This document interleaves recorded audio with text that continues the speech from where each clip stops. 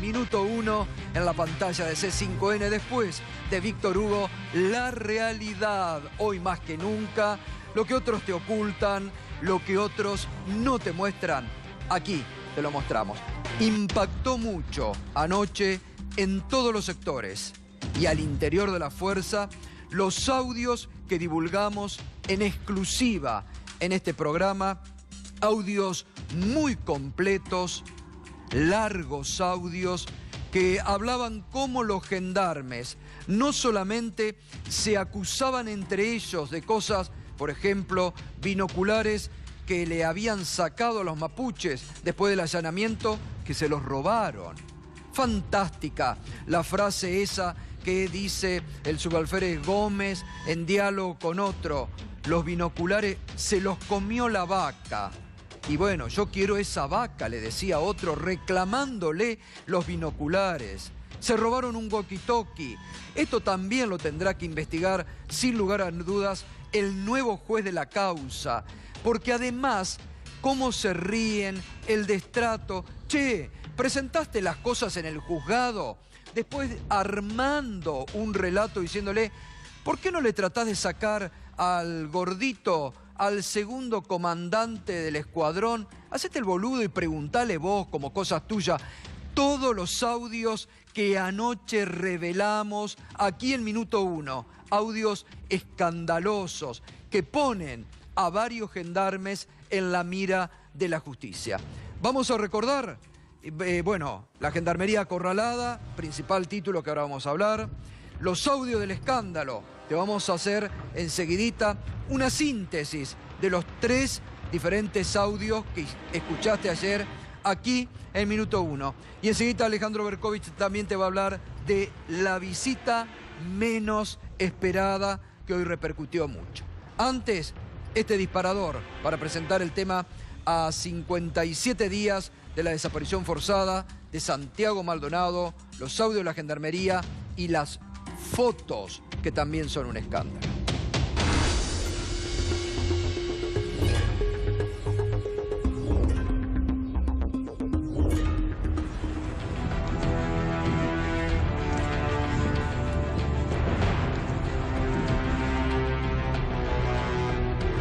Prefiero como ministra de la Nación asumir la responsabilidad del caso, dejar que sea la justicia la que investigue y no tirar un gendarme por la ventana, porque esa es la fácil, esa es la que siempre hicieron. Revisaste el tema de los binoculares, si hay uno grande, uno chiquito, porque me interesa el que sobra, ¿viste? Para el GEM.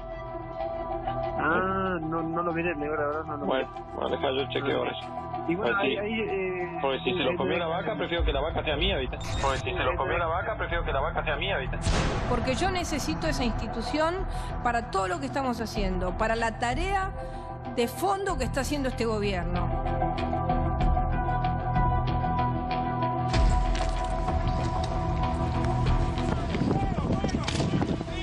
¡Vamos, señores, avancen!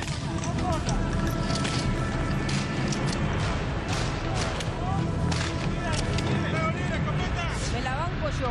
¿Sabe por qué me la banco yo? Porque eso es lo que siempre ha pasado en el país.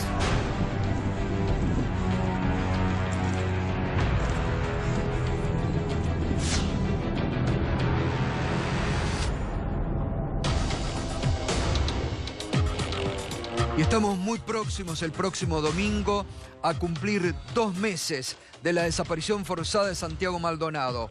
Sin respuestas. Hoy el nuevo juez ya llegó a la ciudad de Esquel, se está compenetrando, ha comenzado a pedir elementos para trabajar, porque fíjese, en comparación al juez anterior, aparentemente ni elementos básicos tenían para el trabajo, y el nuevo juez comienza a pedir. Tiene muchos elementos y el nuevo juez ya, también por una definición muy importante aquí, que de una persona que yo diría central. ¿Se acuerdan del defensor del pueblo Machado, Fernando Machado? Aquel que dijo ya hace como un mes atrás que él estaba seguro que a Santiago Maldonado se lo había llevado la Gendarmería y que se les había ido a la Gendarmería.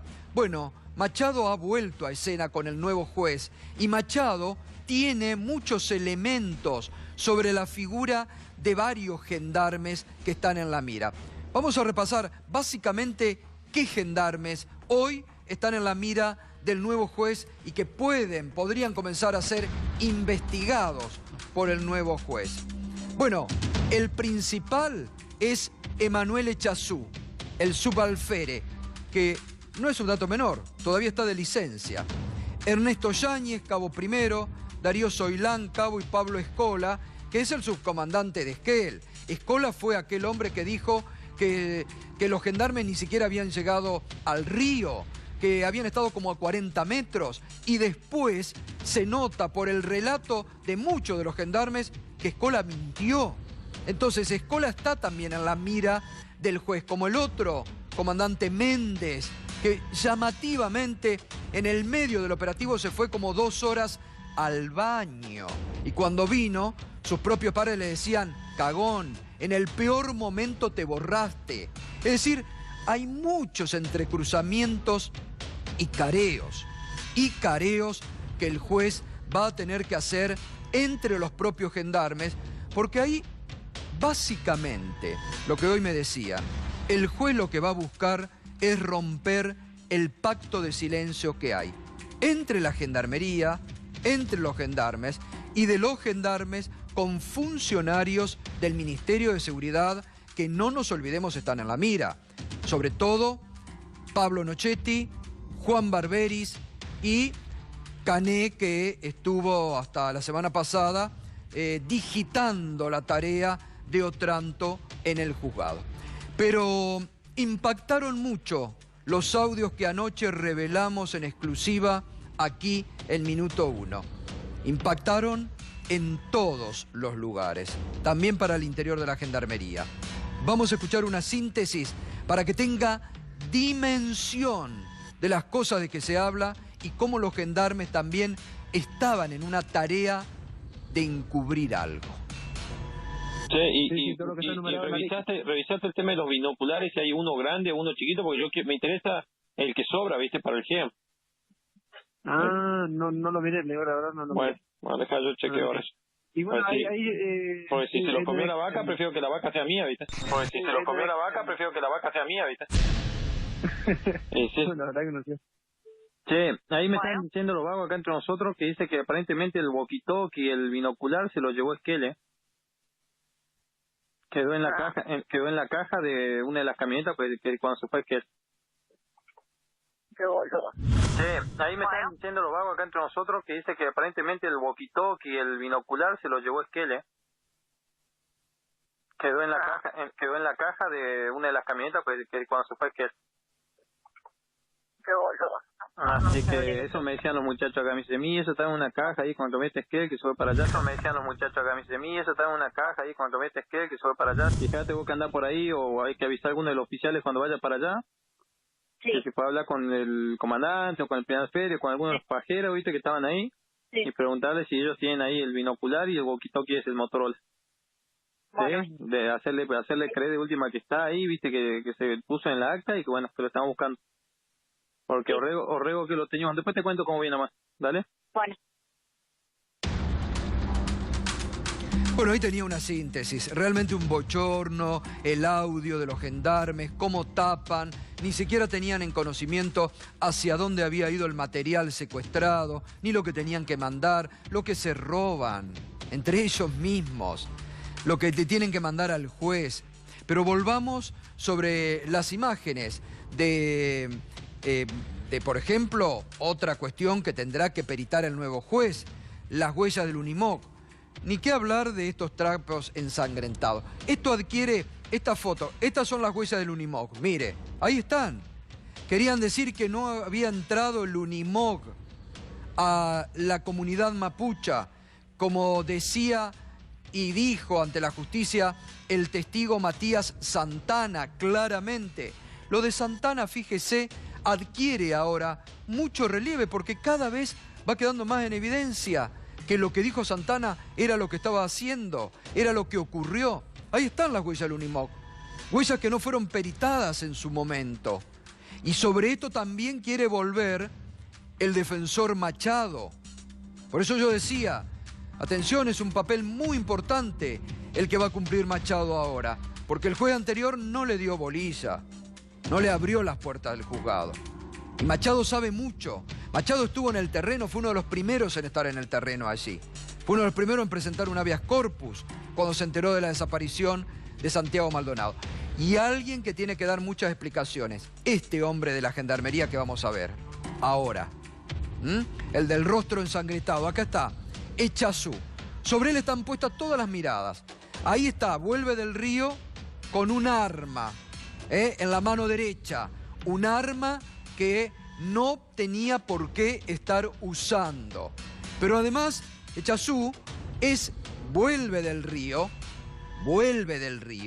con el rostro ensangrentado. Y no tiene, como dijeron sus jefes, una herida por una piedra supuesta. Tiene 5 heridas en el rostro. Presenta rasguños en el rostro. Entonces, ¿qué es lo que también acá? Volvemos a Machado, al defensor del pueblo de Chubut. ¿Qué es lo que supone con buena intención Machado?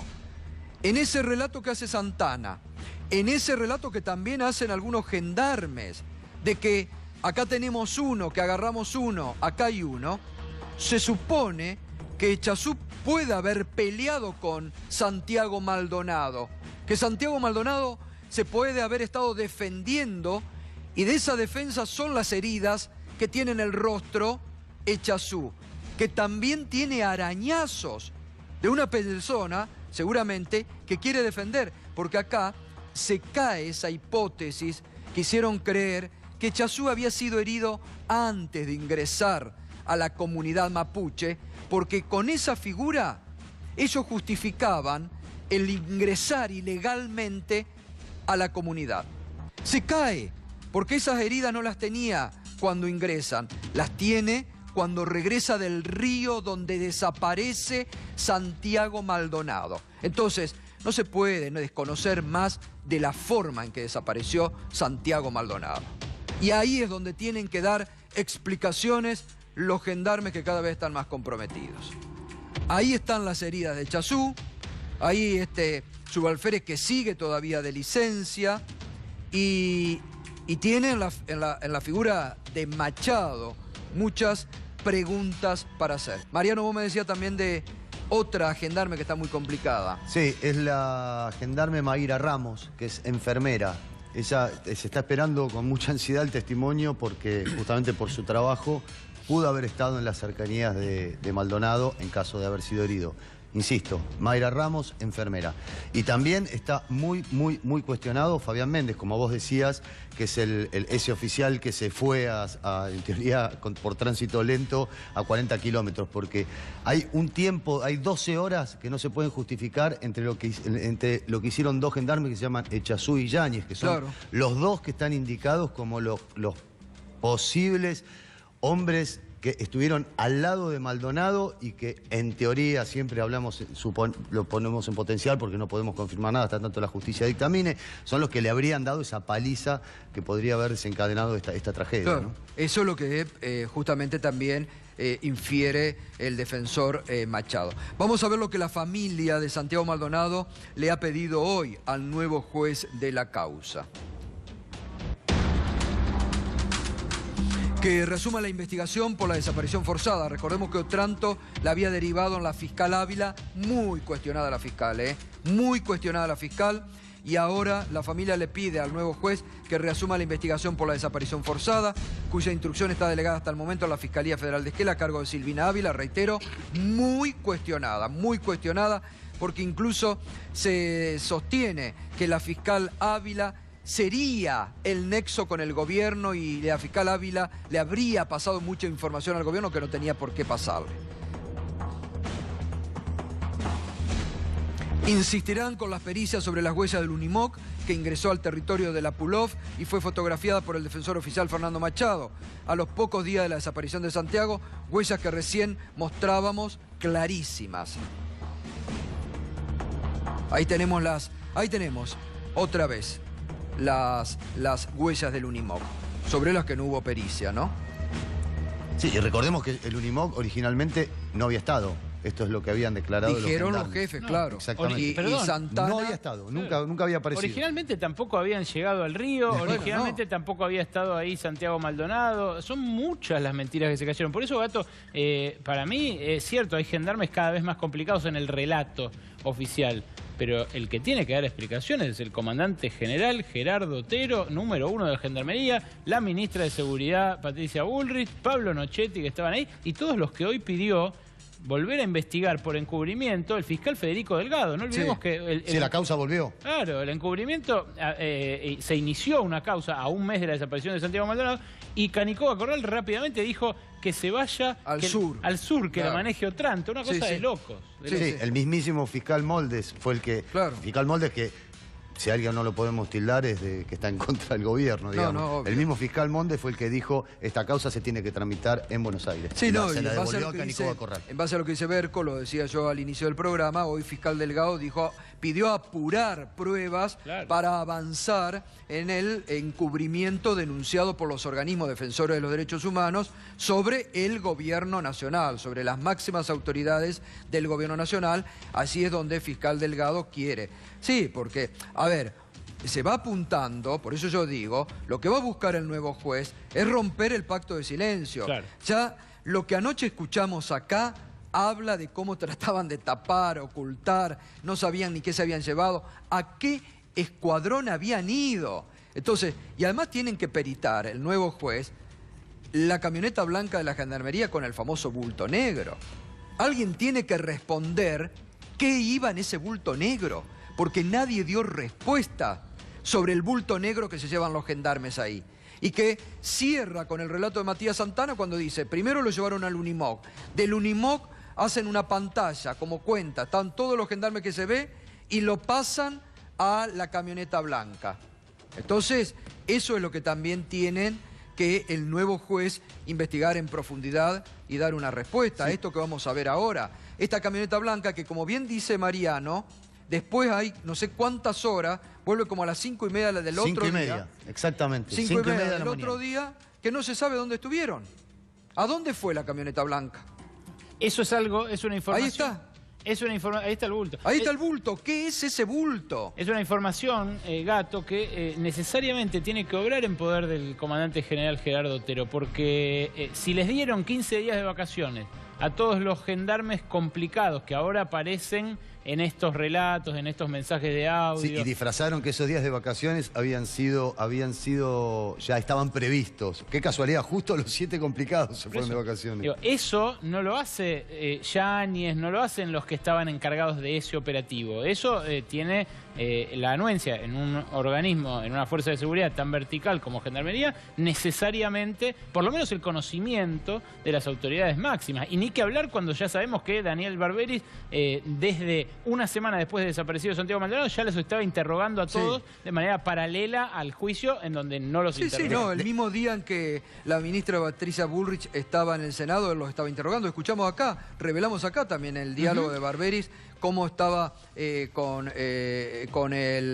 Gómez justamente preguntándole cómo lo estaban adoctrinando. Respecto de esto de Barberis, déjame que te aporte un datito más. Hoy me contaban que es muy interesante escuchar, como ya nosotros pasamos una parte, pero completo el interrogatorio de Barberis a los fiscales, a los gendarmes, es muy interesante porque toda la narración va sucediendo, bueno, nosotros bajamos, hicimos esto, hicimos lo otro, qué sé yo, entonces vimos a uno que estaba en el río y que no sabíamos si estaba agarrado, si nadaba. Y en ese momento no hay repregunta. En ese momento, bueno, muchas gracias, le dice. Claro, se nos dice, bueno, ¿qué hicieron cuando estaba en el río? Lo fueron a buscar, lo dejaron. O sea, no hay repregunta. Vimos uno en el río. Bueno, gracias, puede retirarse. Sí, increíble. Claro, totalmente. Bueno, a ver, el último pedido que hizo la familia al nuevo juez, pedirán datos sobre los gendarmes que estuvieron de licencia luego del 1 de agosto y de los vehículos utilizados para saber su recorrido, lo que estábamos justamente hablando hoy.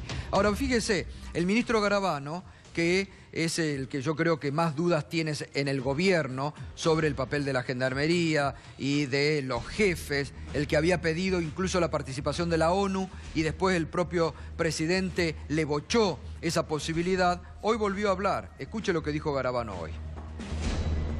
conflicto. El caso en un comienzo se politizó en exceso, eso llevó, creo, a distintos malos entendidos y situaciones de conflicto desde lo comunicacional. Acá no se protege a nadie, acá no se pone las manos en el fuego por nadie, acá hay que hacer un trabajo. La ministra de Seguridad hizo con su área de violencia institucional un trabajo muy profundo. Ese trabajo muy profundo es el que se le presenta al juez, donde aparecen estas contradicciones de algunos gendarmes. Del mismo modo, el juez y la fiscal estaban avanzando en la investigación. Es una investigación compleja donde lamentablemente hoy descubrimos, o tenemos la sospecha, que hubo mucha gente que lamentablemente mintió. Bueno, tendrá que también analizar el ministro Garabano si entre los que mintieron no hay funcionarios del propio gobierno, ¿no? Ya vamos a meternos porque hay muchos invitados hoy que vamos a analizar esto, sobre todo a analizar el papel de la Gendarmería después de estos audios bochornosos que hemos escuchado y lo que tendría que hacer la justicia inmediatamente. Pero antes de ir a eso, no podemos obviar la foto que ha sorprendido. El regreso menos esperado, tal vez no. Hoy publicada, el ex ministro de Economía, Domingo Felipe Cavallo. A ver si la vemos. Por favor, allí, una foto que fue tomada. Dos peladas que se ven, pero bueno, una se lo ve clarito al ex ministro de Economía, Domingo Felipe Cavallo, y el otro es el presidente del Banco Central de la República Argentina, Federico Sturzenegger. ¿Dónde se produce esto, Berco? Fue el corolario de las jornadas monetarias y bancarias del Banco Central, un evento donde todos los años los presidentes del Banco Central convocan a académicos y a referentes de otros bancos centrales para compartir sus experiencias. Bueno, en este caso fue algo monocromático. Durante 2 días enteros las jornadas estuvieron... Yo suelo ir a las jornadas monetarias y financieras del Banco Central, pero en este caso eran realmente todas del mismo tono. Eran todos banqueros centrales o ex banqueros centrales que participan de la idea de las metas de inflación o de las políticas monetarias súper estrictas, de tasas altísimas, de aspiradora monetaria, de secar la plaza, y el cierre fue el ex jefe de Federico Sturzenegger, Domingo Cavallo, que era ministro cuando Sturzenegger era secretario de programación, secretario durante la última gestión de la Alianza. Bueno, fueron justamente procesados juntos por el megacanje, y ahí estaba el presidente del Banco Central con su ex jefe, Domingo Cavallo, que entró al Banco Central nuevamente después de mucho tiempo y estuvo allí en el Museo del Banco Central participando de esa cena. No trascendió de qué fue la conversación, Gato, porque claro, era muy íntima entre ellos, y sí se los vio en varias fotos que acabamos de ver para, mucha sorpresa de los que estaban allí presentes. Daniel Arroyo pide la palabra. A ver, Daniel. No, digo, por lo de Cavallo. Cavallo formó parte de 3 momentos memorables y catastróficos de la Argentina. En el 82, cuando era presidente del Banco Central, que estatizó gran parte de la deuda que era privada. En los 90, cuando privatizó y permitió que se compraran los bonos de deuda y se tomaran al valor nominal. Alguien compraba un bono a 40, se lo vendía y se lo enchufaba al gobierno a 100, y después con De la Rúa con el megacanje. Ojalá el gobierno no se tiente.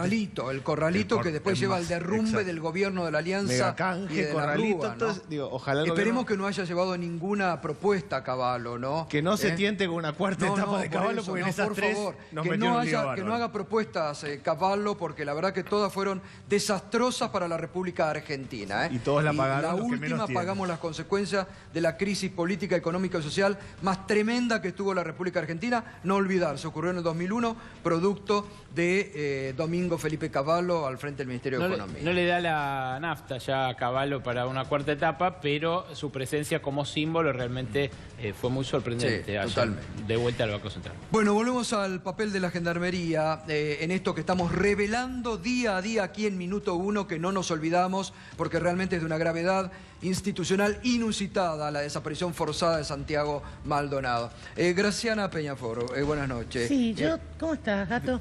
Yo te diría que una de las primeras cosas, y esto es como una propuesta a los legisladores, es que el artículo de la desaparición forzada establece al final penas una reducción de penas de la mitad a un tercio de la máxima y la mitad de la mínima para los partícipes y los autores materiales de la desaparición forzada, y no lo hace así para quienes la encubren. Tal vez una buena iniciativa para alentar que los gendarmes quiebren el pacto de silencio es tener la iniciativa legislativa de darle a quienes están solo encubriendo el mismo beneficio que la ley ya le otorga a los partícipes necesarios y a los autores intelectuales, tanto por liberar a la persona con vida como por la información.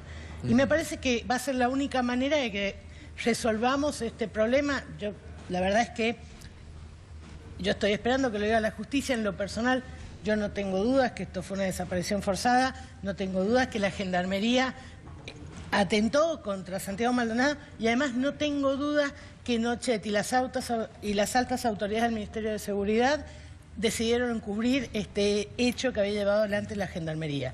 Pero me parece que la única manera de demostrarlo es el testimonio de quienes participaron. Y claramente, la única manera de que den este testimonio es que uno pueda ofrecerle los mismos beneficios que si se fuese a quebrar uno de los autores intelectuales. Graciana, digo, nosotros tenemos una vasta experiencia en fuerzas militares o paraestatales desapareciendo gente, y nunca se quebraron.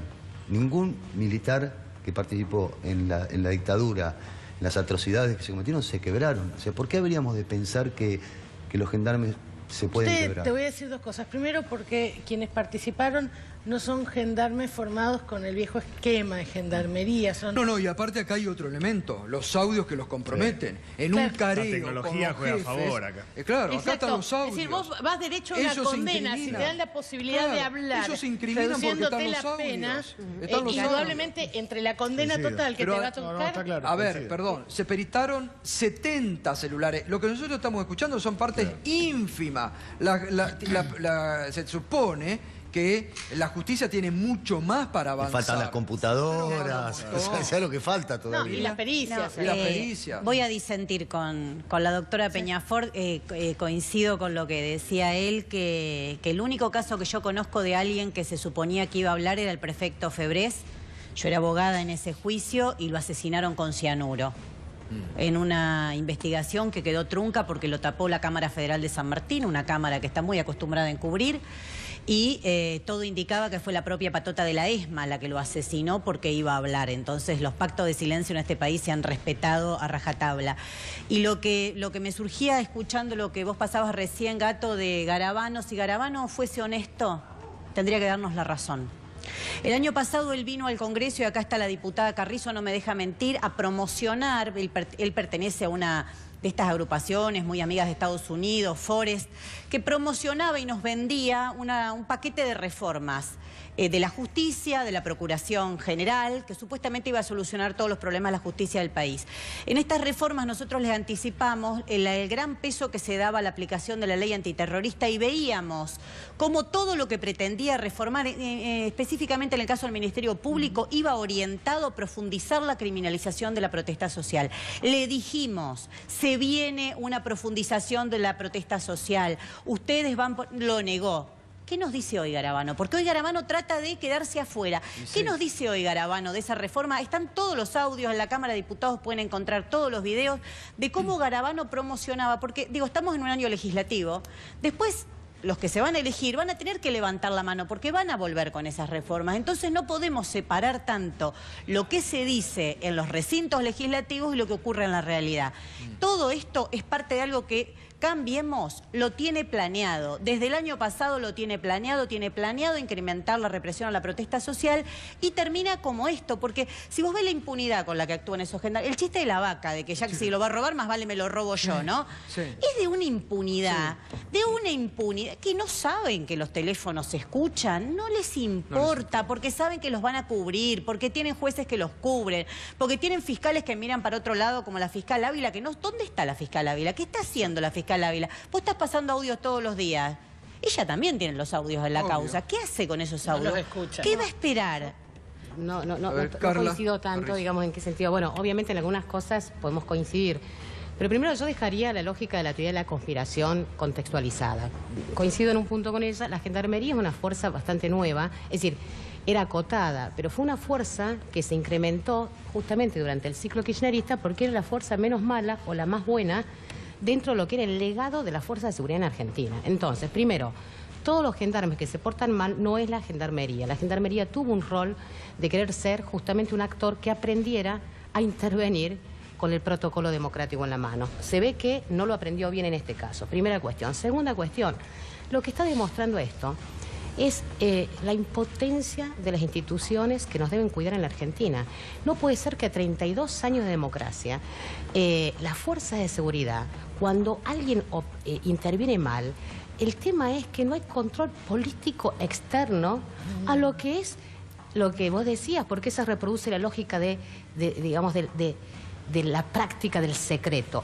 Se reproduce porque el poder político no tuvo la decisión de en estos 32 años de auditar y controlar. No hay control civil cuando los integrantes de las fuerzas de seguridad actúan mal. Nos quedamos con los expedientes dentro de asuntos internos. No solo no hay control civil, sino que hubo encubrimiento. Entonces, digo, decimos, mucho peor. ¿Qué es Maldonado? Y esto es, yo, digamos, y de evolución lo hemos planteado, celebro el cambio del juez Otranto, obviamente, esto creo que genera una instancia de expectativa de confianza, pero yo quisiera tener, digamos, y creo que esto es lo que compartimos con la sociedad, esta especie de angustia, porque Nisman tiene que ver con Maldonado. Dos cosas en común, en contextos muy distintos. Dos instituciones que nos tenían que cuidar, Fuerza de Seguridad y Justicia. Con la justicia empezamos a contar los días de la impericia. Con Maldonado llevamos 56, con Nisman 984. Y con la justicia y la Fuerza de Seguridad, que lo tenían que cuidar a Nisman, porque tenía que denunciar y lo tenían que cuidar a Maldonado porque tenía que ejercer el derecho a protesta, no lo hicieron. Entonces, esto nos interpela como dirigencia política a todos los partidos de Argentina. A ver, Daniel y Graciana. A ver, yo primero creo que es muy evidente que hubo una desaparición forzada, que el gobierno está generando un clima de época para que avance la represión y las fuerzas de seguridad. No es solo la institucionalidad y las dificultades que tenemos, sino que hay un clima de época, es decir, señores, avancen, el rol de Nochetti está claro ahí. Me parece interesante lo que plantea Graciana, probablemente tal vez sea una opción, habrá que ver si funciona o no, pero una opción de poder descubrir la verdad. Le tengo algo de fe al juez nuevo, porque por lo menos llamó a la familia, cosa que no hizo el gobierno, cosa que no hizo el juez anterior, por lo menos hizo un rasgo de humanidad que es llamar a la familia, pero lo que está claro acá, que la ministra de Seguridad, cuanto menos, está obstruyendo o no haciendo las cosas bien. Es parte del problema y no es parte de la solución. Graciana. Sí, yo voy a compartir incluso el problema que tenemos con la seguridad. El domingo, muchos de los que estamos acá vamos a ir a marchar preguntando dónde está Santiago Maldonado. Y muchos de nosotros hemos decidido ir sin nuestros hijos. Estamos acostumbrados a ir a marchas con nuestros hijos, a ir la gente grande, y por primera vez en mucho tiempo no vamos a ir porque los acontecimientos de hace un mes todavía están frescos y todavía no hay responsables. Y eso no fue Gendarmería, eso fue otra fuerza de seguridad que además llenó esa marcha, el final de esa marcha de infiltrados. Entonces está claro que hay un descarado intento del gobierno por incrementar un clima represivo y generar violencia. Y de hecho yo no me olvido... Decirlo, Graciana, fue la Policía Metropolitana. Fue la Policía Metropolitana. La Policía Metropolitana, que además, dicho sea de paso, es más nueva. Es que después detuvo a cualquiera, ¿no? Porque no confundamos los detenidos con las personas que detuvo a cualquiera. Pero es más, te voy a decir una cosa, el mismo día que fue esa marcha y esa enorme represión espantosa que vimos, un par de horas antes había habido una reunión en el Ministerio de Desarrollo Social en el cual habían participado grupos piqueteros. Entre ellos, cuando salieron, yo no me olvido lo que dijo Juan Grabois, nos provocaron, parecía que quería que fuéramos a la calle a protestar. Al mismo tiempo circulaban audios provocadores. Eso generó una denuncia, lo sé porque la hice yo, en la cual nos preocupamos, señores, ¿qué tipo de clima estamos generando? Está generando el gobierno que provoca a los grupos piqueteros al mismo tiempo que hace circular a través del troll center que maneja Marcos Peña, con todas las letras lo digo, en el cual no dejan de pasar y hacer llegar mensajes de todo tipo.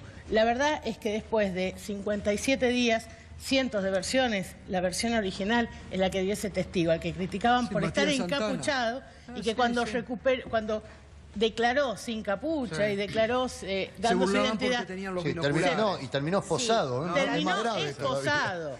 Y se burlaban porque tenían binoculares. Bueno, ahí están los binoculares. Después se preocupaban por cómo se robaban los binoculares entre ellos. No, a mí me parece que acá lo que no va de nuevo es la teoría de los errores y los excesos, que fue un gendarme, que fueron 2 gendarmes, que fueron 3 gendarmes. La gendarmería actúa así. Desde el año 95, 96 fue elegida por todos los gobiernos para reprimir la protesta social. Yo lo vi a Berni conducir la gendarmería y no era muy mansita la gendarmería de Berni, ¿eh? Venía con helicóptero, se bajaba él, hacía de Rambo, metía infiltrado. Horacio Berbisky denunció incluso un coronel del ejército que infiltró la protesta de Lear, Berni, para reprimir la protesta social. Entonces la gendarmería viene formada para esto, pero acá hay un dato que ya deja de ser una apreciación mía, que es la reunión del día anterior en Bariloche que organiza Pablo Nochetti. Él organiza una reunión que, por ejemplo, yo siempre pregunto lo mismo, ¿qué hacía la Policía de Seguridad Aeroportuaria? ¿Qué tiene que ver la Policía de Seguridad Aeroportuaria con perseguir al supuesto a la RAM? Además, ahí hay prueba. No sé si tenemos para ver, Nico, el testimonio que nosotros mostramos de los partes internos de la Gendarmería, cuando Nochetti le avisa el 2 o el 3 de agosto al jefe de la Gendarmería de allá que iban a limpiar las que iban a revisar las camionetas. No les avisa, les dice que escondan. Sí, no, que van a limpiar las camionetas. Pero antes prepara el operativo. Entonces acá no hay un error o hay un exceso, bueno, a alguien se le fue la mano. Fueron preparados para reprimir brutalmente. Envalentonados por un discurso oficial que viene preparando Yo le iba a preguntar eso a Carla, porque Carla dice, yo participo, se enoja mucho la gente conmigo, participo un poco de esta idea de que no hay que manchar a todas las instituciones. Exactamente. ¿No? Ahora, yo pregunto, en virtud de todo lo que se ha visto, en virtud de los audios bochornosos que escuchamos anoche, 3 audios que plantean primero la desconfianza entre ellos, cómo se robaban, el otro decía, che, si la vaca se los comió, yo quiero esa vaca. ¿A dónde fueron? No sabían, cómo querían engatusar al juzgado. Decía, bueno, mandaron al juzgado ya, manden esto, díganle aquello. Digo, ¿cómo el jefe de la institución no saca a esos gendarmes? No los saca y limpia y no manchan a toda la institución. Coincido. Bueno, obviamente falta liderazgo. Ahí falta un liderazgo político sobre la institución. O como la ministra, mejor dicho, lo que pasó, digamos, hablamos de la policía, la nueva policía de la ciudad cuando fue la marcha. Digamos, yo quiero recordar que hace meses que esa policía no tiene un jefe. Entonces, una cosa es, a mí no me gusta generalizar porque son instituciones de la democracia. Porque entonces seguimos con los diputados, seguimos con las instituciones políticas, seguimos con los jueces y nos quedamos sin democracia. No es así. Sí creo toda la fuerza de la ley a responsables de esa, digamos, miembros de esa institución que no actúan como debería actuar. Ahora, sí creo que ha habido una negligencia de la dirigencia democrática de tener un liderazgo de prácticas democráticas y de control civil a la fuerza de seguridad. ¿Por qué? Porque estamos acostumbrados, y también este es un exceso, digamos, en la democracia estamos acostumbrados, ya está informado. Pasa lo que dice Miriam, todos usan. El control del conflicto social, y entonces se negocia con la policía. No se puede negociar ni con la policía ni con la fuerza de seguridad. Lo que se tiene es que exigir la ley, y esa ley está faltando. Sí, pero Carla, el problema es qué herramientas le das. Vos sabés que el año pasado votamos, yo no lo voté, pero vos lo votaste, ustedes lo votaron, ampliar el proceso de flagrancia. ¿Vos sabés qué dijo Nochetti para entrar ahí? Utilizó esa figura. Y todos lo avisamos, porque llamo de nuevo, vean lo que decimos cuando proponen esas leyes. Decimos, las van a utilizar para darle manos libres a las fuerzas de seguridad, porque cualquiera sabe cómo termina. ¿Qué hizo Nochetti? Hizo así, mirá, hizo así. Esperó que terminara la orden del juez, que se despeje la ruta, y dijo, ahora voy a montar una provocación para poder actuar por flagrancia. Y es lo que hizo. Por eso Otranto queda complicado también. Y además otro dato, a las 3:30 de la madrugada la ruta, los propios gendarmes dicen, estaba despejada. Por eso montaron todo el escenario. Claro, por eso detienen un auto afuera. Vos lo relataste los primeros días, que detienen un auto primero. No sabían qué hacer para poder entrar al territorio, porque su decisión política era entrar al territorio. ¿Y sabés qué hay detrás de todo esto? Vaca muerta. Los hidrocarburos, el petróleo no convencional. Porque no pensemos que están discutiendo por las hectáreas que ellos reclaman legítimamente de Benetton. ¿Vos decís que por 20 hectáreas es todo esto? No. Acá están discutiendo, salió una nota en El Cronista hace unos 2 días que lo explica muy bien. No hace todo el desarrollo ligado al conflicto, pero explica muy bien cómo vienen por la mega minería, por extender experiencias como la de Vaca Muerta y la entrega a la Chevron. El gobierno quiere sacar fondos de ahí. Yo creo que y para eso las comunidades originarias son un estorbo. Yo creo que hay que hacer un punto de corte, porque no es que todo es lo mismo y la gran conspiración, digamos, donde todo... No, el agujero negro en el que todo se va sumando. Coincido, sí ha habido negligencias. Y digamos, yo lo que me gusta es que hemos perdido como me pareció muy bien que se lo sacara Otranto, porque un juez no puede anticipar una sentencia. Hemos perdido los roles institucionales en la Argentina, entonces yo no me quiero arrogar el rol de un juez, porque yo soy diputada, tengo que decir los excesos y tengo que denunciarlo eso. Ahora, no voy a convertir, no me gusta ni siquiera cuando la ministra de Seguridad se convierte en juez y anticipa, cuando fue una de las tantas sagas de esta historia, digamos, de noticias diarias, que como el ADN no daba con la camioneta, entonces, bueno, no. Tenemos que recuperar los roles institucionales en la democracia. Entonces, a mí me gusta ser cuidadosos, porque si no, estamos en la etapa del diario y no estamos en la agenda concreta que tenemos que hacer. Pero es imposible. No, me parece que tenemos que ordenar el debate. Estoy de acuerdo con usted, pero lo que digo, por los grandes argumentos nos evitamos las reformas focalizadas, que son los que finalmente, diputada, dan seguridad y certeza. Lo que decía recién Berco sobre cómo se otorgan las licencias, cómo se decide quiénes se tienen que ir o quiénes se tienen que quedar. Digo, esto mancha toda la institución. La mancha toda. Ha habido una abdicación total del control, pero no de este gobierno. Ahora, pero hay un problema. No estoy diciendo de este además gobierno. De decir que... No, pero sí hay un problema con el gobierno. Porque bueno, hay otros que podemos puntualmente debatir. Pero hay uno muy claro, que es la ministra de Seguridad dijo, yo los voy a defender a ustedes porque los necesito para otra cosa. No fue a buscar la verdad, sino fue a decir, yo defiendo a la Gendarmería. Eso claramente no es el rol institucional. Exposición es generar un ciclo de un tiempo para poder avanzar y es decirle, no me importa la verdad, lo que me importa es bancarlos a ustedes porque lo necesito por otra cosa.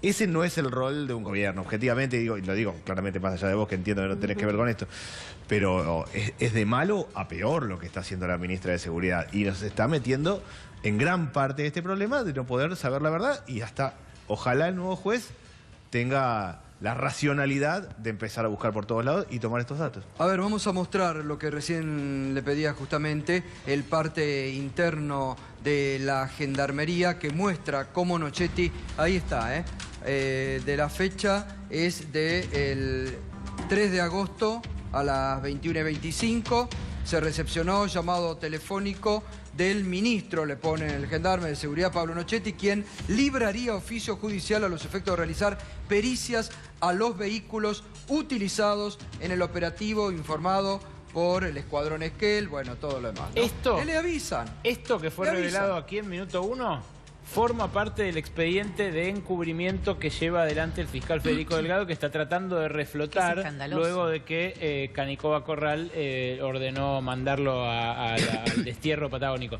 De verdad, este es un documento clave, porque es un documento que prueba cómo Nochetti y el gobierno, la autoridad política, la que debería ejercer ese control civil, lo que hizo fue ir a organizar el encubrimiento. Gato, sí, Graciela. Déjame decir algo, a mí me parece importante. Yo entiendo en qué términos usas negligencia, pero en términos legales es complicado decir negligencia porque no existe esta figura de desaparición forzosa como figura no dolosa. Me refiero a impericia política en el control de... Pero me parece que es claro, acá la desaparición y su posterior encubrimiento es doloso, es hecho con el pleno conocimiento de que se está cometiendo una serie de delitos y no hay negligencia posible a la deliberada comisión de un delito. Además, acá lo que hay que avanzar, que esto lo que tiene que avanzar ya, lo veníamos marcando mucho acá, y recién Berco también lo recordaba. Digo, cuando Escola le hacen ese reportaje en el diario Clarín para que se blanquee, cuando dice que no llegaron al río, que no tomaron contacto, miente, porque después los propios gendarmes ¿cómo nadie lo llama Escola? Dice, a ver, él ya había declarado ante sus jefes. Claro. Es tremendo que no salga alguien a decir lo que está diciendo este señor no se condice con lo que ha declarado en nuestro propio sumario. ¿Cómo no lo separan? Pero además, ¿cómo no hay un careo entre los propios gendarmes? A ver, sí, hay muchas medidas de prueba que se tendrían que tomar ahora. Lo que le dicen a Méndez, ¿no? Cuando se va al baño y Comodora, cuando vuelve le dicen, cagón, en el peor momento nos abandonaste. Literal, ¿Qué quiere decir eso? Pero yo quise decir algo... ¿Qué quiere decir? En el peor momento nos abandonaste. Pero perdón, cuando fue la ministra, ya tenía el resultado de los sumarios que había llevado adelante Barberi. La ministra, en todo caso, al cuerpo legislativo le mintió, porque ella ya tenía en su poder y ya conocía lo que habían llevado, lo que habían declarado los gendarmes en el sumario interno. O sea que del 16 de agosto en adelante, todo lo que no pasó es tiempo muerto. Sí, pero yo quería decir algo, porque ahora estamos focalizando mucho en las fuerzas de seguridad. Y hubo un punto que tocó, miren, que también la justicia federal en la Argentina. Bueno, nosotros estamos con cuatro causas. La causa, digamos, y van a ser más. La primera, obviamente, de la intervención del desalojo. La segunda, el amparo, que de alguna manera se arroga al juez y parte, ¿no? O sea, observarse su propia intervención. Después la fiscal con la desaparición forzada. Después el fiscal Delgado cuestionando el accionar del gobierno. Es decir, ¿cómo esa justicia que no logra tener procedimientos de certeza para la ciudadanía, suponemos que le vamos a creer? Entonces, este es un fracaso colectivo. Ejemplo, la Constitución nos da las herramientas, juicio por jurado, digamos, en la justicia federal, poder ciudadano. Con eso, con herramientas muy concretas, podemos controlar el margen de arbitrariedad tremendo que tienen los operadores de la justicia federal en Argentina. Entonces, no es solamente que este caso nos muestra vuelta a poner en escena, digamos, los andariveles silenciosos y secretos de las fuerzas de seguridad, sino también cómo acciona, cómo opera, cómo actúa, cómo está la justicia federal argentina. Y además, yo creo que hay un pensamiento en el gobierno que han dicho, ¿no? Como es un tema que no impacta electoralmente, nos olvidamos de Maldonado. Gato, ¿me dejas decir una cosa que dijo antes Graciana? Dijo que no íbamos a ir con nuestros hijos el domingo a la marcha por Santiago Maldonado. Yo creo que es un error dejarse ganar por el miedo y te pediría que revises esto. Digo, tenemos que ir con nuestros hijos, no podemos dejar... Yo tampoco voy con mi hijo. No, pero no podemos dejar ganarnos por el miedo. No, Perdón, de ninguna manera. De ninguna manera tenemos que tener miedo. Uno puede no tener miedo, pero la verdad que poner a la familia... Pero entiendo que mis amigos no quieren ir con sus hijos chicos. Estamos en un contexto de represión. Lo que tenemos que señalar es que el domingo tenemos que ser miles en la plaza acompañando a la familia de Santiago y demostrar que vamos a seguir movilizados, que vamos a seguir peleando por justicia.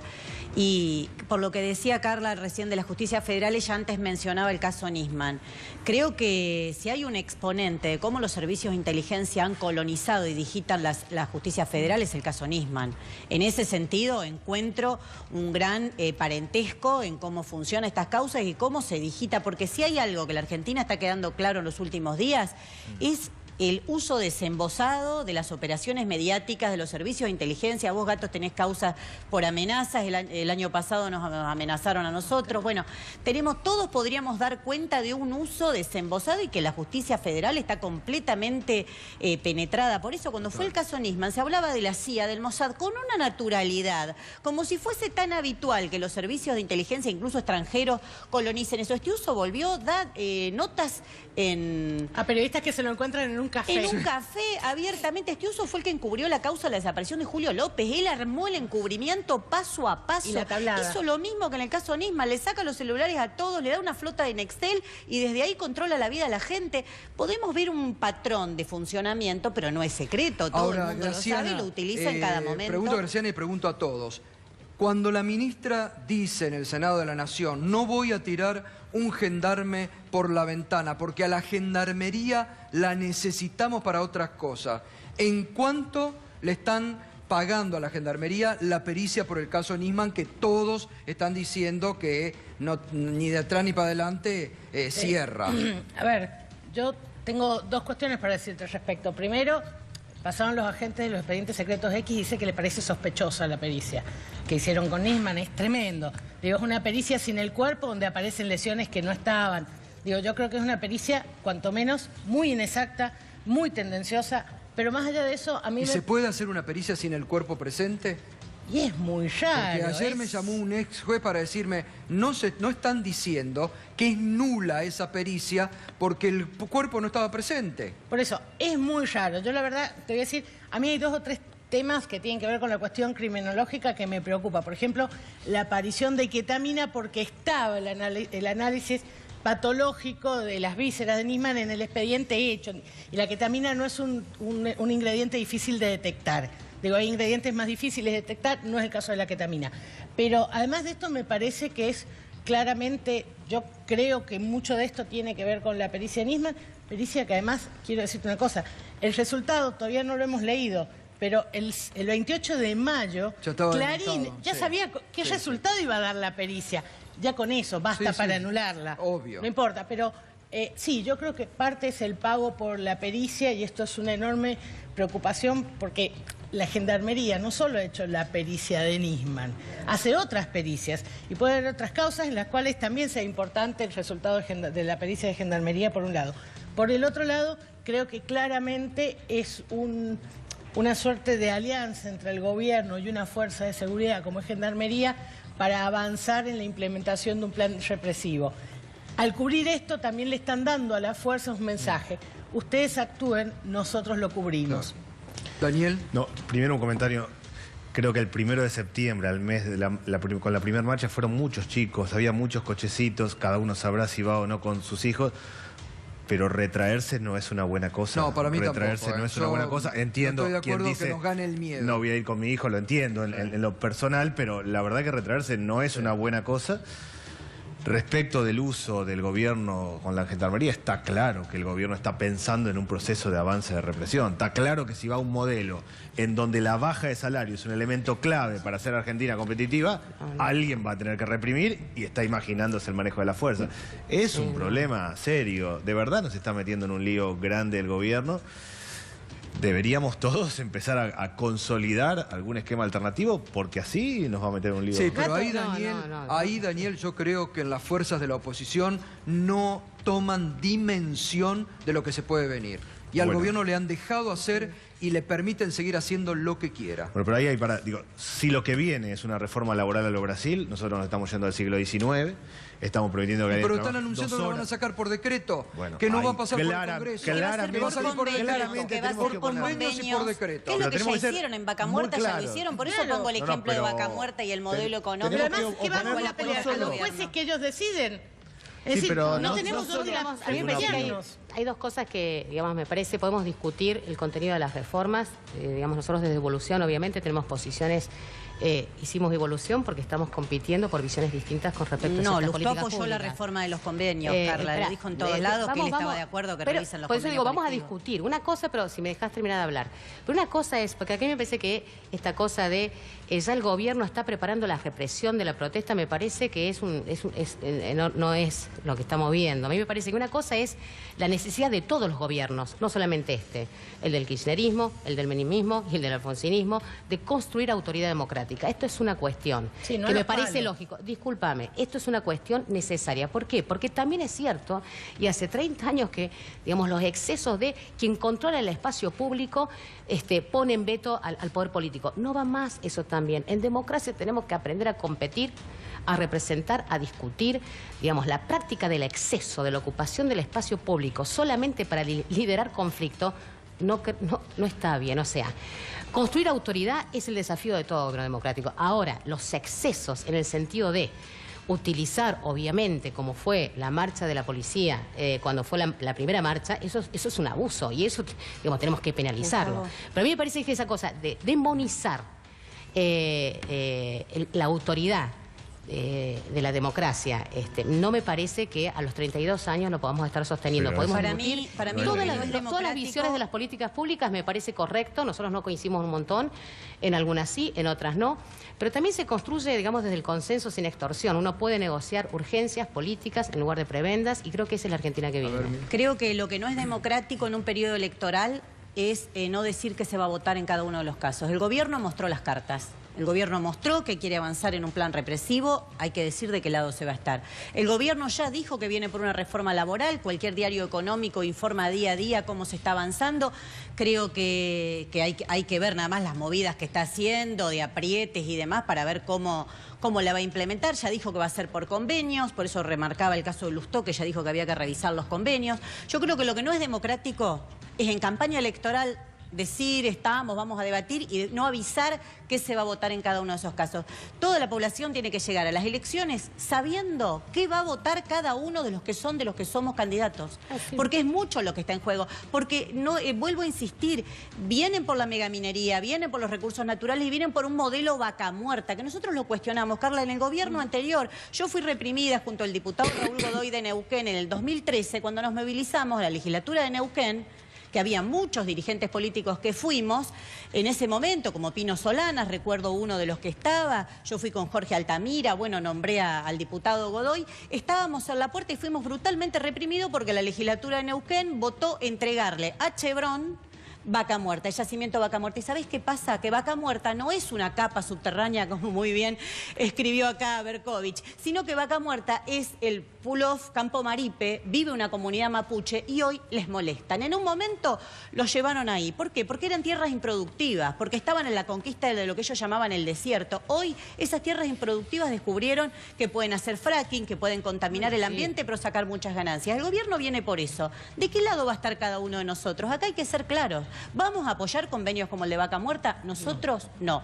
Y volvemos a reiterar que vamos a estar el domingo en la plaza. Pero, Gato, déjame te diga, aparte es lógico, el plan económico que se perfila, basta analizar el presupuesto, yo no voy a hablar del presupuesto estando rollo acá, pero el presupuesto ya el dice 28% sin intereses de deuda. El nivel de intereses ajuste. de deuda y ajuste. O sea, digo, hay gente que sabe más que yo, lo poco que sé, dice, el presupuesto está que va a un ajuste, no hay duda, porque es explícito y claro. Está claro. Y que eso implica mayor conflicto social es evidente. Digo, ¿cómo va a hacer el gobierno para resolver si no es metiendo miedo y reprimiendo?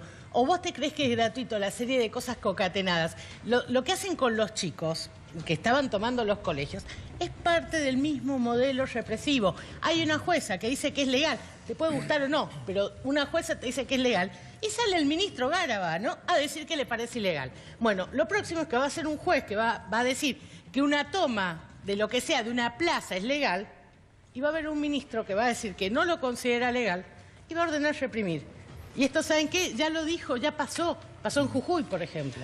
Bueno, hacemos una pausa enseguida, hoy vamos a tener un poquito más de tiempo, enseguida volvemos, enseguida también Berko te va a contar, muy interesante, últimos negocios importantes, exportaciones, cuota Hilton, centrales hidroeléctricas, ¿adjudicadas a quién? Enseguida, después de la pausa.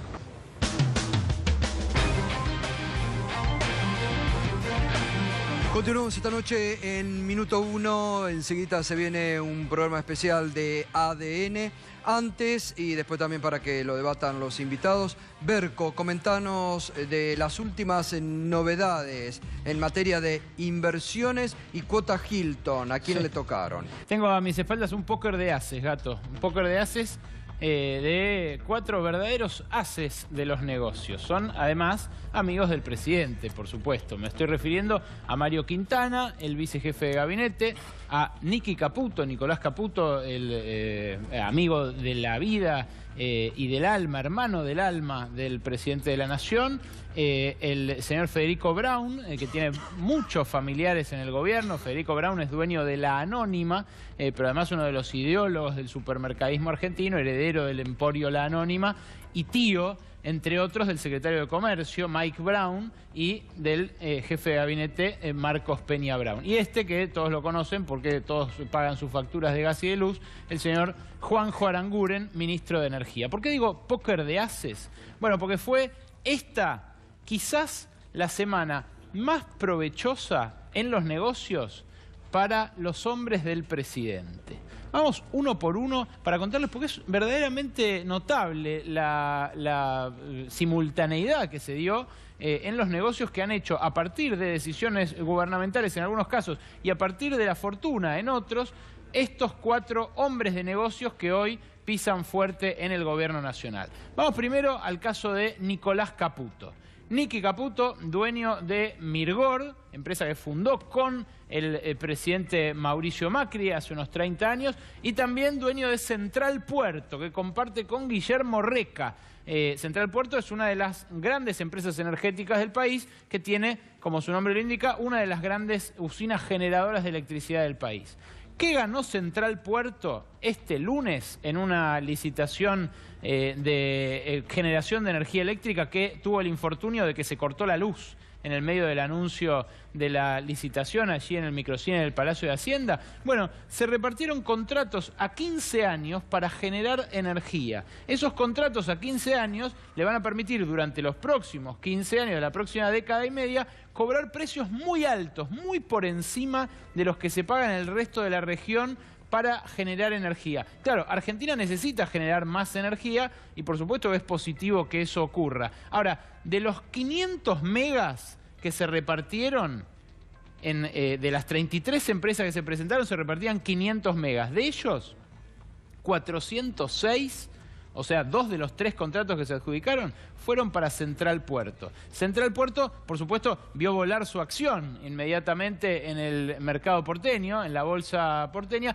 y lo que dicen en el mercado es que Nicky Caputo vio incrementar el valor de la compañía que controla junto con Guillermo Reca en 1.000 millones de pesos. Estamos hablando de decisiones gubernamentales que, por supuesto, parten de una licitación, pero donde de 33 compañías, las que presentaron las ofertas que resultaron ganadoras fueron las del amigo del presidente, el hermano del alma del presidente. Eso se estima en los 15 años va a ser un negocio para Nicky Caputo de 500 millones de dólares. Pero no se termina ahí la suerte de Caputo. Caputo tuvo otro golpe de suerte esta semana, que es el de Mirgor. La semana pasada no se entendía cómo las acciones de Mirgor venían cayendo y cayendo, a pesar de que Mirgor fabrica 2 de cada 3 celulares que se venden en Argentina, sí, así como lo está escuchando. Mirgor tiene una planta en Tierra del Fuego y cuando el gobierno barajó abrir el mercado de computadoras y de celulares para que se abarataran, porque toda la gente se los trae desde el exterior, lo que abrieron fue el mercado de computadoras, que cerró fábricas, que echó gente, pero no el mercado de celulares, que siguen siendo más caros que en el resto del mundo, pero que fabrica esta empresa fundada por el presidente y por su amigo para hacer inicialmente aires acondicionados para autos. Bueno, Mirgor vio disparar su precio de acción la semana pasada. Estoy hablando de disparadas inéditas, disparadas que para el mercado son fiesta, 15%, 20%, porque cerró un convenio de provisión con Ford y además publicó los resultados de la venta de celulares, que como digo, es prácticamente monopólica en Argentina. 2 golpes de suerte para Nicky Caputo, el amigo del alma del presidente, que además ocupa una silla en el directorio del Merval, del Mercado de Valores porteño, por lo cual cobra, por supuesto, un jugoso sueldo, un jugoso honorario como director. Sigamos adelante. Tenemos más de los amigos del presidente haciendo negocios porque hoy se supo, lo publicó Página 2 esta mañana, pero en realidad ayer se anunció oficialmente que el tío Federico Brown, el dueño de la Anónima, se hizo de una porción mayor que el año pasado de la cuota Hilton. ¿Qué es la cuota Hilton? Es la cuota que recibe el gobierno de la Unión Europea para exportarle cortes de carne de gran calidad, que por supuesto se cobran carísimos. Un alemán en Berlín se quiere comer un bife de carne argentina y esa carne sale de la cuota Hilton. Respecto del año pasado, la cuota Hilton este año fue 25.444 toneladas, o sea que cayó. Tenemos menos cuota Hilton para repartir que el año pasado. Ahora, ¿cuánto recibió la Anónima? Recibió un 5,1% más. En este caso, la distribución la organiza el SENASA, la organiza el Ministerio de Agricultura. No hay una licitación, como sí la hay en el caso de la energía, y la distribución tiene que ver con criterios fitosanitarios, con criterios de lo que establece el SENASA y el Ministerio de Agroindustria. Insisto, nuevamente, un beneficiado dentro de los amigos y familiares del presidente. Sigamos adelante, porque esto no termina acá. Seguimos ahora con Juan José Aranguren, el ministro de Energía. ¿Qué hizo esta semana? Dijo que el domingo se libera el precio de los combustibles. Claro, libertad da impresión de cosa buena. Se va a liberar el precio de los combustibles. ¿Qué es lo que se va a liberar? Que las 4 empresas que controlan el 90% del mercado de hidrocarburos en Argentina puedan fijar sus precios como quieran. ¿Qué dice el gobierno? Bueno, se va a poder importar también. Entonces, en caso de que vendan muy caro, pueden importar y esa nafta o gasoil importado se va a vender más barato. Bueno, ¿saben qué? Las únicas empresas que tienen la logística y la capacidad para importar combustibles son las mismas 4 que reúnen ese 90% del mercado. Es muy difícil que en un oligopolio de estas características no se impongan criterios de anticompetitividad o de monopolio, oligopolio, y esto redunde en incrementos de los precios. Vamos a ver qué pasa, porque lo que dicen es, tiene Aranguren un pacto con las petroleras para que hasta las elecciones no suban, a pesar de que desde el domingo pueden hacerlo. Y el último de los casos, porque este me resulta especialmente interesante. Mario Quintana, hombre que en el grupo Pegasus fundó, bueno, compañías como, no fundó, controló durante varios últimos años, porque se maneja como un fondo de inversión, controló Fredo, Musimundo, Pharmacity. Bueno, Pharmacity es su gran criatura. Pharmacity tiene una demanda histórica contra la provincia de Buenos Aires, porque en la provincia de Buenos Aires rige una ley provincial que obliga a que las farmacias estén repartidas geográficamente según la población, que no pueda estar una más cerca que 3 cuadras de otra. Claro, es para que la gente tenga una farmacia cerca y pueda comprar medicamentos. En muchas provincias ocurre lo mismo. Pharmacity pudo entrar en la mitad de las provincias del país, en la otra mitad no. Bueno, en la provincia de Buenos Aires, que es la más grande, no pudo entrar. Tiene una demanda histórica y ahora la Corte Suprema decidió retomar esto que para la provincia y para el Tribunal de Justicia bonaerense ya es cosa jugada. Y sin embargo, la Corte Suprema avisó que lo va a revisar. ¿Quién patrocina a Pharmacity en esa demanda contra la provincia? El estudio de Carlos Rosenkrantz, el Supremo, el primero de los Supremos que designó el gobierno de Mauricio Macri. Claro, Rosenkrantz dijo que se autoexcluía de la votación por esta conexión con su estudio, pero realmente es muy llamativo que el estudio siga adelante con la demanda y que la Corte ahora lo tome. ¿Cuánto hay aquí en el medio? ¿Cuánta gente hay en el medio?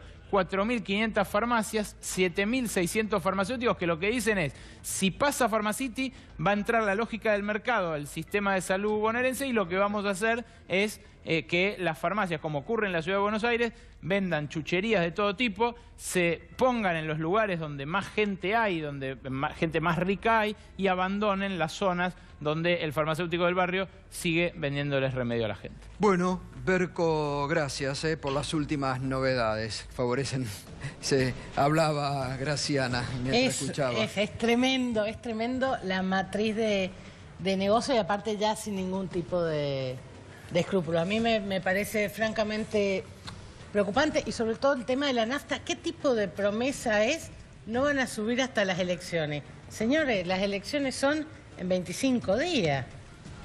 O sea, no tenemos un aumento por los próximos 25 días. Llevan 15% en lo que va del año ya. Por eso, me parece absurdo. La promesa de no vamos a subir hasta después de las elecciones es lo mismo que nada. Daniel. No, digo, yo le agregaría a la matriz económica y de concentración 2 problemas sociales. Si siguen aumentando los alimentos, claramente va a aumentar la pobreza en Argentina y nadie está dispuesto a controlar la canasta básica de alimentos. Y lo segundo es que si se desregula el precio de la nafta, aumenta el precio de la nafta, impacta sobre toda la vida cotidiana, aumenta la pobreza. O sea, realmente esto, además de concentrar, nos mete en un problema social. Miriam. Creo que una buena propuesta sería agrandar el pabellón de Ezeiza, donde está Lázaro Báez, porque no veo ninguna diferencia con Caputo, no veo ninguna diferencia con Aranguren, no veo ninguna diferencia con los Brown, que están saqueando al Estado y están haciendo negocios para su propio beneficio y donde casualmente todas las licitaciones las ganan ellos. Y la segunda pregunta que me hago, además de hacer esta propuesta, que creo que el pabellón debería ser ampliado, es que qué pensaban los senadores que votaban a este juez como miembro de la Corte Suprema, ¿no? Claro. Que no sabían, no miraron cuáles eran las empresas o hay cambio de favores. Yo te voto el juez que vos querés y vos me das determinado cuál beneficio. Siempre volvemos a lo mismo, ¿no? Porque los jueces no los nombra un emperador, aunque Macri intentó utilizar un método imperial que era nombrarlo por decreto, luego termina pasando por el Senado. ¿Quién los votó? Bueno, eso quería decir algo que me parece importante, porque si no estoy el relato de la impotencia, oficialismo tras oficialismo. En Argentina tenemos que hacer que los organismos de control funcionen en lugar de blindar partidos de gobierno. No han funcionado. Si eso no se resuelve, la pobreza no va a ser una discusión de cuánto presupuesto más o cuánto presupuesto menos. La pobreza va a ser estructural. Tenemos que ir, y esta es nuestra propuesta, de organismos de control que funcionen en la Argentina. Muchas gracias a todos por el debate. Gracias a todos.